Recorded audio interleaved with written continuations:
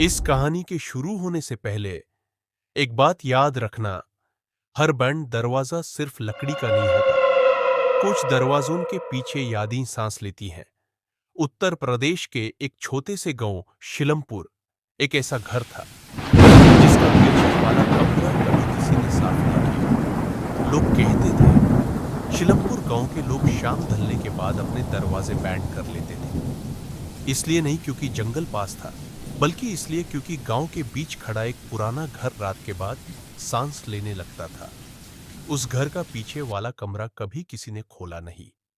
दीवार पर चिपकी हुई नमी, जमीन पर जम चुकी ठंडी मिट्टी और हवा में घुली हुई एक ऐसी बदबू जो न सड़ी लकड़ी की थी, न मरे हुए जानवर की।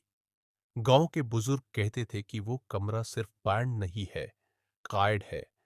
अरब शहर से उसी घर में रहने आया था, अपनी पढ़ाई से थका हुआ। यूं अंधविश्वास पर हंसी आती थी।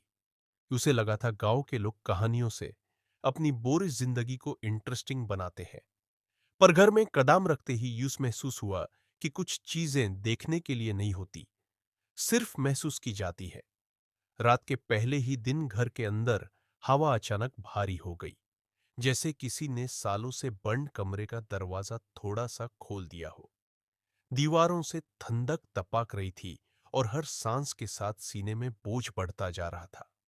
घर के पीछे से आती हल्की सी थप थप की आवाज शुरू में हवा लग रही थी, पर रात गहरी होते ही वो आवाज नियत के साथ आने लगी। रात के लगभग 2 बजे घर की घड़ियां एक साथ रुक गई। न कोई आवाज, न कोई हवा, सिर्फ एक भरी सी खामोशी जो कानों को चुभने लगी।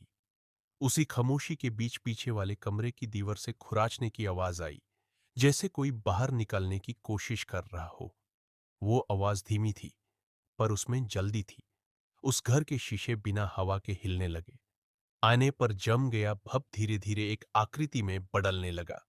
वो आकृति इंसान जैसी थी, पर उसके चेहरे पर आंखें नहीं थी, सिर्फ गहरी काली खाली जगह जो देख नहीं रही थी बल्कि महसूस कर रही थी।